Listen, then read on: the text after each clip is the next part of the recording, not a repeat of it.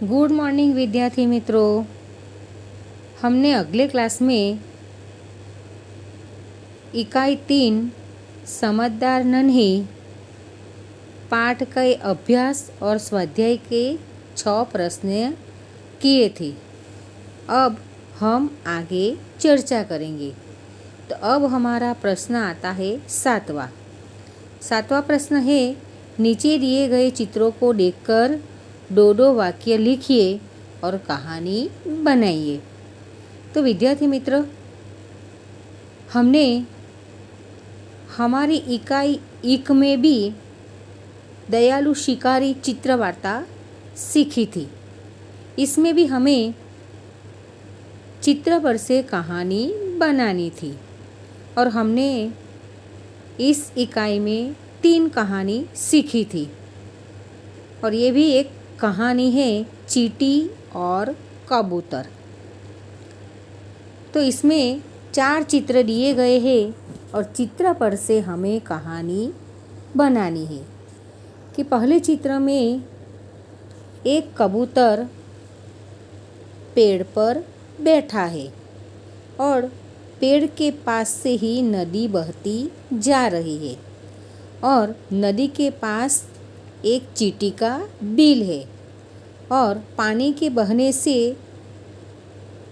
चींटी बाहर आ जाती है और वह पानी में बहने लगती है। दूसरे चित्र में देखते हैं तो दूसरे चित्र में यह दिखाई दे रहा है कि कबूतर चींटी को बचा रहा है। कैसे बचा रहा है?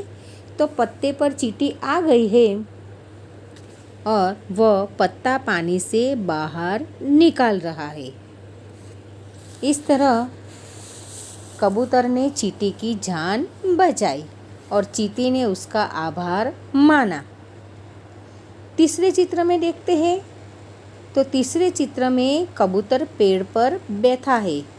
एक शिकारी जंगल में शिकार करने आता है। शिकारी को कबूतर पेड़ पर बैठा दिखाई देता है। वह अपना गोली का निशाना साधता है, लेकिन चींटी ने शिकारी को कबूतर पर गोली का निशाना साधते हुए देख लिया। वह तुरंत आकर शिकारी के पैर में काटती है। चौथे चित्र में देखते हैं तो शिकारी अपना निशाना चूक जाता है। क्यों चूक जाता है? क्योंकि उसके पैर में कीड़ी ने काट लिया और शिकारी अपना निशाना चूक गया कि उसकी बंदूक लुढ़क गई और गोली ऐसे ही चली गई और गोली की आवाज़ से कबूतर उड़ गया। इस प्रकार चींटी ने कबूतर की जान बचाई। तो यहाँ कहानी की यही सीख है कि कोई हम पर उपकार करे तो हमें भी उसका उपकार भूलना नहीं चाहिए। समय आने पर कि वक्त आने पर उसका उपकार का बदला चुका देना चाहिए। तो अब हम कहानी फिर से दोहराएंगे। कबूतर और चींटी।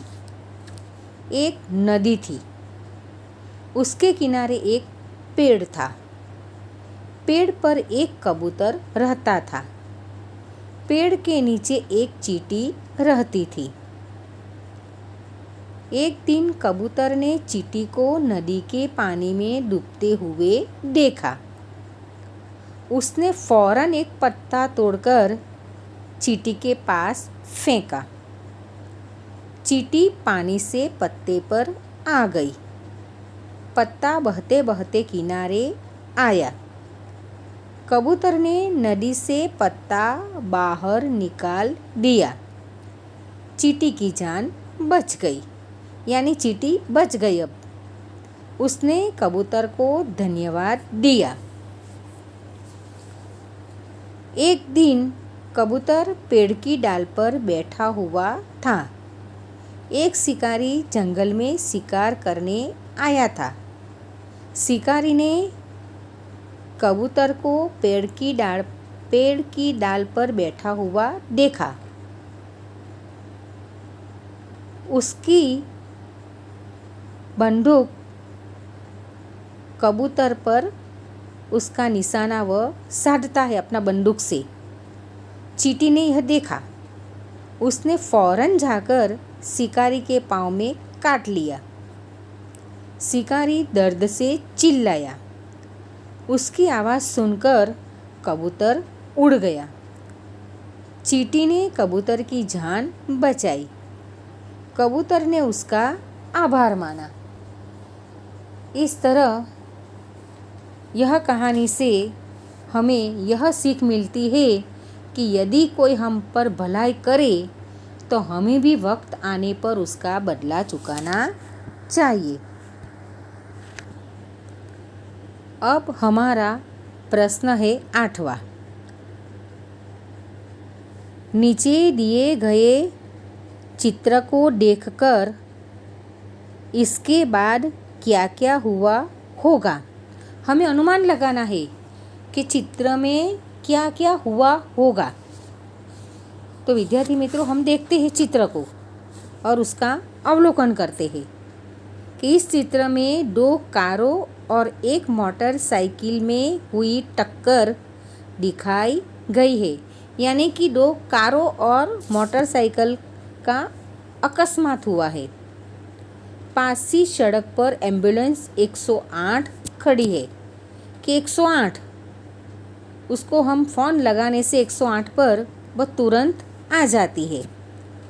दुर्घटना में घायल लोगों को एम्बुलेंस द्वारा अस्पताल पहुंचाया होगा कि जो लोग घायल हुए होंगे उसको एम्बुलेंस में बिठाकर अस्पताल तक ले जाया होगा।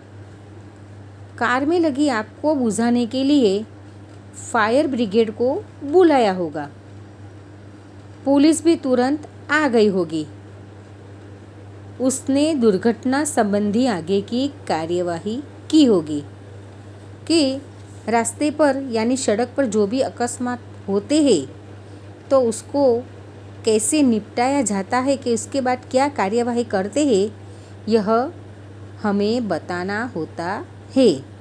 तो विद्यार्थी मित्रों, यह चित्र आपको अपनी कॉपी बुक में चिपकाना है और उसके नीचे यह लिखना है कि आपने चित्र को देखकर बताना है कि क्या क्या हुआ होगा।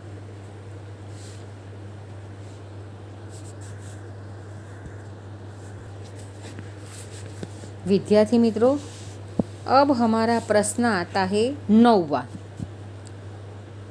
9वें प्रश्न में है, निम्नलिखित वाक्यों में उचित विराम चिन्ह का प्रयोग करके वाक्य फिर से लिखना है। तो पहले विद्यार्थी मित्र, हम यह जानते हैं कि विराम चिन्ह किसे कहते हैं। तो अब हम विराम चिन्ह की परिभाषा यानी कि व्याख्या समझते हैं। किसी भाषा को बोलते, पढ़ते और लिखते समय अर्थ को स्पष्ट करने के लिए वाक्यों के बीच या अंत में थोड़ा रुकना पड़ता है। इस रुकावट का संकेत देने वाली लिपि चिन्हों को विराम चिन्ह कहते हैं। कि विराम चिन्ह हमारे इकाई 3 समझदार नन्ही में बहुत सारे विराम चिन्हों का प्रयोग किया गया है और यह 5 वाक्य जो दिए गए हैं, यह सभी वाक्य पाठ 3 के ही है। तो विद्यार्थी मित्रों, आपको पाठ पढ़कर इसमें जो वाक्य दिए गए हैं, इस वाक्य में आपको विराम चिन्ह का प्रयोग करना है। अब हमारा प्रश्न आता है 10वां। 10वां प्रश्न है, निम्नलिखित परिच्छेद को पढ़कर उसके नीचे दिए गए प्रश्नों के उत्तर लिखिए। देवताओं का अभिवादन स्वीकार करने के पश्चात ब्रह्मा जी ने उनसे कुशल मंगल पूछा। इस पर इंद्र बोले, पितामह, हम वृत्रासुर से त्रस्त है। त्रस्त यानी परेशान। अपनी प्राण रक्षा करना हमारे लिए कठिन हो रहा है। कठिन यानी मुश्किल। असुर न केवल हमसे अधिक बलवान है। असुर यानी राक्षस, दानव के कहते हैं कि असुर न केवल हमसे अधिक बलवान है अपितु यानी कि चतुर भी अधिक है। हम एक शस्त्र बनाते हैं तो वे 4 बना लेते हैं। हम उनसे पार नहीं पा सकते। कृपा कर वृत्रासुर के विनाश का कोई उपाय बताइए। तो विद्यार्थी मित्रों, अब हम परिच्छेद के प्रश्न पढ़ेंगे और उसके उत्तर समझेंगे। पहला प्रश्न है, असुरों के बारे में इंद्र ने क्या कहा? तो उसका उत्तर है, असुरों के बारे में इंद्र ने कहा कि हम वृत्रासुर से भयभीत थे। असुर बलवान तो है ही, संख्या व चतुराई में भी हमसे अधिक है। उनके पास हमसे 4 गुने शस्त्र है। दूसरा प्रश्न, देवता ब्रह्मा जी के पास क्यों गए? देवता वृत्रासुर के विनाश का उपाय पूछने के लिए ब्रह्मा जी के पास गए कि देवता वृत्रासुर से त्रस्त थे, कि बहुत परेशान थे, इसीलिए कि उसका विनाश कैसे किया जाए, उसका उपाय पूछने के लिए ब्रह्मा जी के पास गए। अब हमारा प्रश्न आता है 11वां। नीचे दिए गए वर्णों से 5-5 शब्द बनाइए। वर्ण दिए गए हैं भ, व, र, न, ग। तब हम देखते हैं कि वर्ण से शब्द बनाते हैं। भ, भवन, भलाई, भगत, भगवान, भजन। व से वजन, वानर, वेश, विद्या, विकास। र से रस, रण, राग, रीति, रोटी। न से नगर, नाग, नयन, नीर, नियम। ग से गणेश, गरुड़, गीत, गमला, गाय। विद्यार्थी मित्र, यहाँ हमारे अभ्यास और स्वाध्याय के प्रश्न समाप्त होते हैं। आपको अपनी कॉपी बुक में स्वाध्याय और अभ्यास के सभी प्रश्न के उत्तर लिखकर मुझे भेजना है। अस्तु।